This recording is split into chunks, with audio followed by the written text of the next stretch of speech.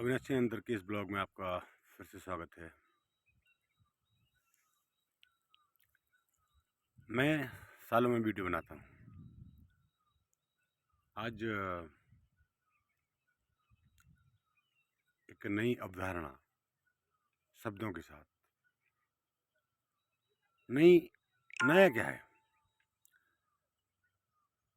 इस बात पर बात करेंगे। नया और पुराना। आज हम तराजू पर बात करेंगे। मन, जिसको मैंने एक बहुत प्यारा नाम दिया है रामू, क्योंकि मेरे कंट्रोल में आ गया है। राम का ही एक पक्ष रामू भी है, मालिक का ही एक पक्ष नौकर भी है। तभी सृष्टि का संचालन संभव है। बिना दो के सृष्टि संभव नहीं है। असल में दो है नहीं, पर एक इल्यूजन, एक माया क्रिएट हो जाती है जब राम रामू बन जाता है। रामू ही राम है, और राम ही रामू का रोल प्ले करता है। तो फिर जाहिर सी बात है, एक ही व्यक्ति अगर दो के रोल पर अदा करे, एक ही कैरेक्टर अगर दो के रोल अदा करे, तो फिर देखने वाले को कन्फ्यूजन हो ही जाएगा। वही इस सृष्टि की कहानी है। जितना इस रामू को समझ में आया है।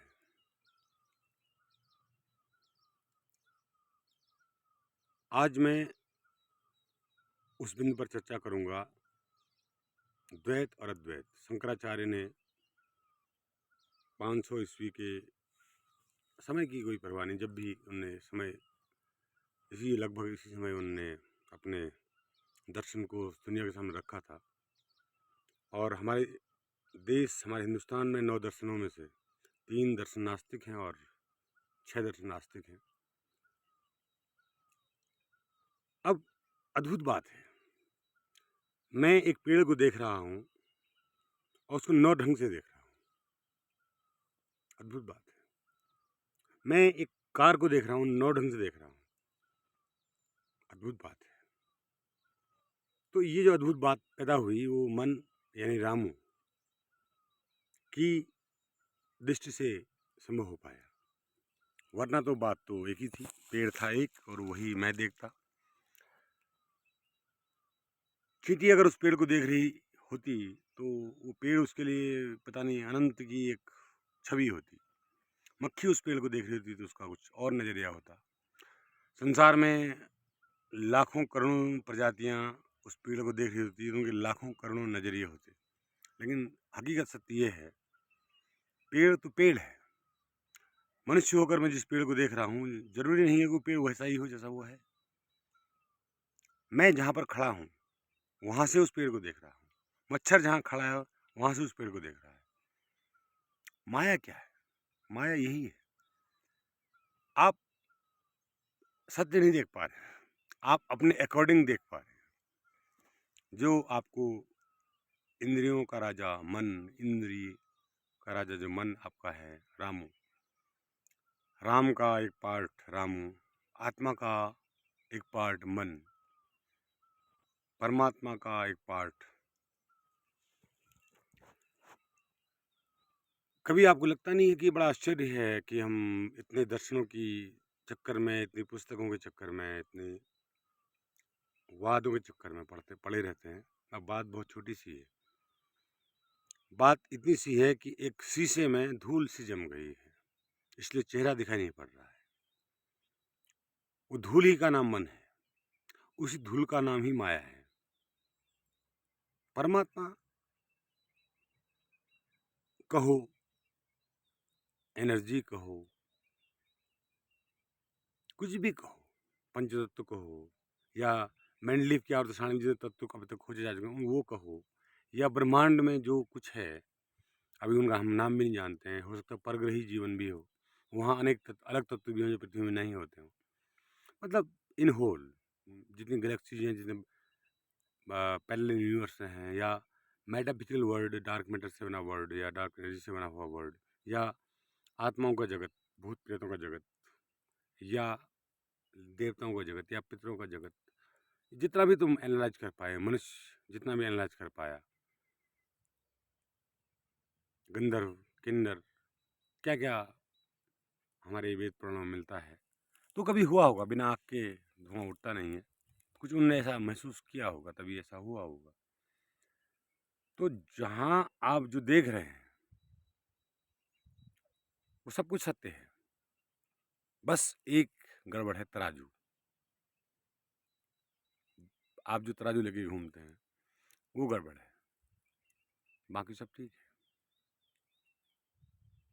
आप केवल देखना सीखिए, just see, just watch, just be watcher. बनिए मत बनिए,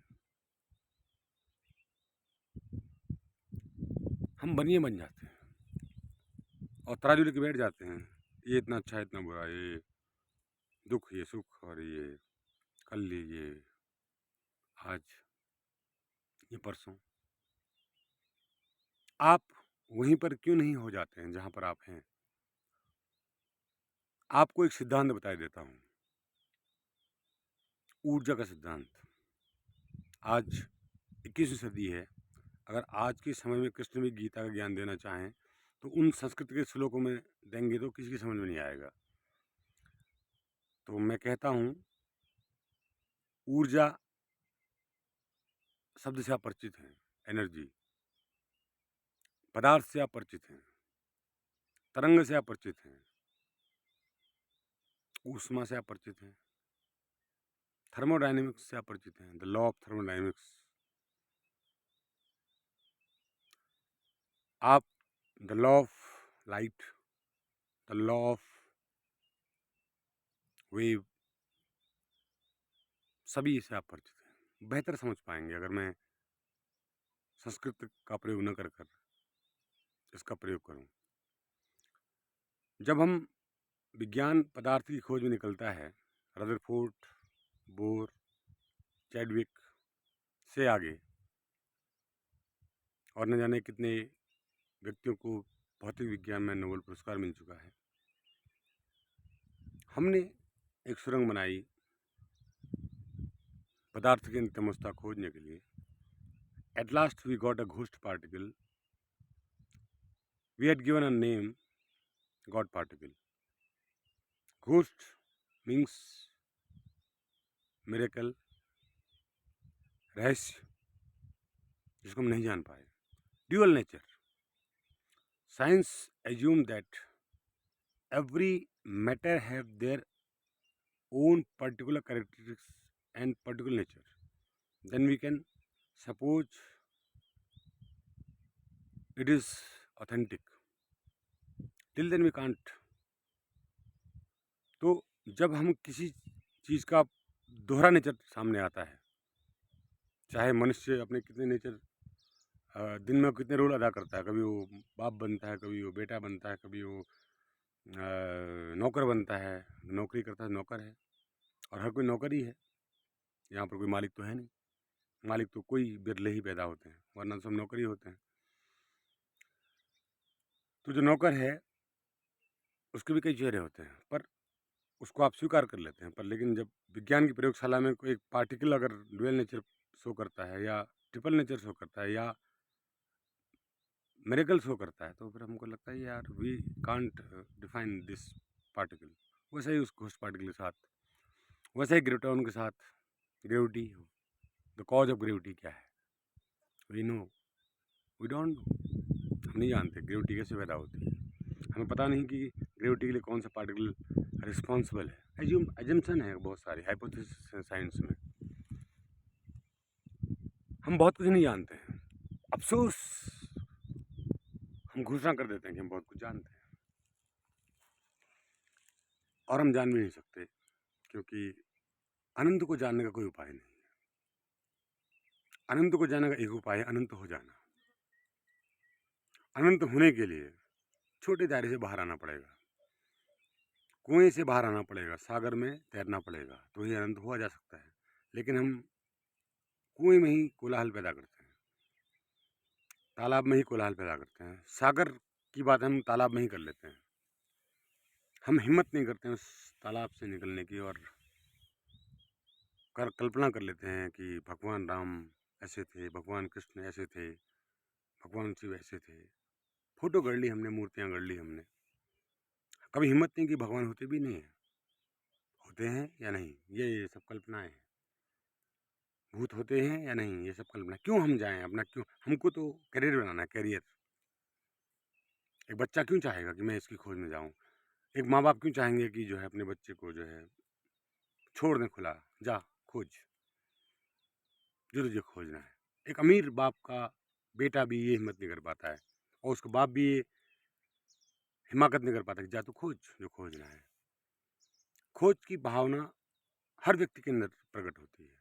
प्रश्न, एक बच्चे, छोटा बच्चा कितने प्रश्न पूछता है, ये क्यों है, ये किस लिए है, ये क्या है, तब वो प्राकृतिक अवस्था में होता है, लेकिन उसको फिर हम अपने जैसा बना देते हैं, कचरा कर देते हैं उसका। बुद्ध कहते हैं हे भंते, मैं कहता हूँ हे मनुष्य। अब कई लोग मेरी जो पुरानी बात को नहीं पकड़ेंगे, क्यों नहीं पकड़ लेंगे, बुद्ध से अपनी तुलना कर रहा है, बड़ा बन रहा है। अरे भाई, तराजू फेंकने की बात मैंने पहले कह दी थी, तुलना की बात पहले छोड़ दी थी। बुद्ध 2200 साल पुरानी बासी बात है। मैं अभी हूँ, वर्तमान में मौजूद हूँ, मैं बुद्ध नहीं हूँ।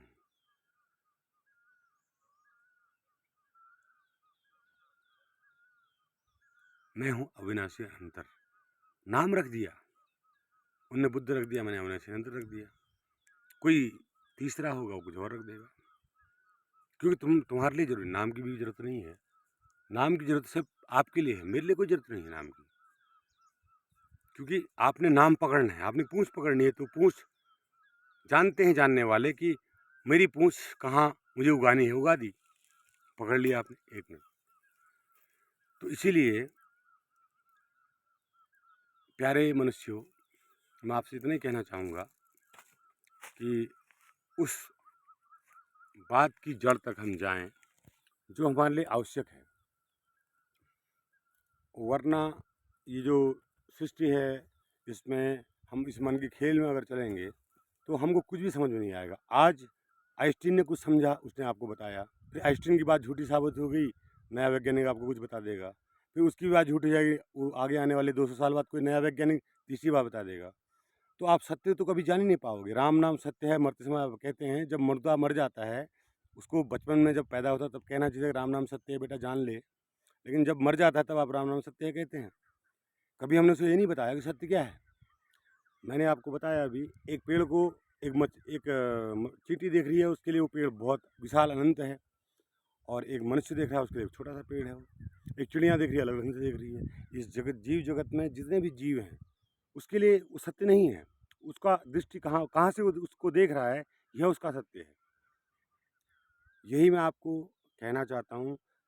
हमने जो सीखना है वो सिर्फ इतनी बात सीखने की, हम देखना सीख जाएं। हम किसी भी चीज़ में तुलना ना करें, तराजू लेके ना बैठें। ये तराजू ही मन है, अच्छा बुरा, सुख दुख, ऊपर नीचे, छोटा बड़ा, तराजू का खुद साइड केवल शुद्ध रूप से देखना सीखो। शीशे में अगर धूल जम जाती है तो चेहरा दिखता नहीं है, धूल को हटाकर देखो तो चेहरा साफ दिखाई देता है। धूल ही मन है, वही धूल माया है, वही धूल मैं, वही धूल अहंकार है। आत्मा तो शीशे की तरह है, शुद्ध, जो आप हो उसमें आप दिखाई पड़ोगे। तो इस ब्लॉग में इतना ही, और बाकी अगले किसी ब्लॉग में हो सकता है अगले साल वो नंबर आए। आज मौका मिला था तो मैंने कहा चलो अपने दर्शकों से बात कर लें। अविनाशी अंतर के 746 दर्शकों को मेरा पुनः प्रणाम, और आप लोग इंतज़ार करते होंगे कि उटपटांग बातें, सर से ऊपर जाने वाली बातें फिर कब सुनने को मिलेंगी। तो मैंने आज आपके लिए ये पेश किया है, आगे उसकी मर्जी जो सब में समाया है। जय सिया राम।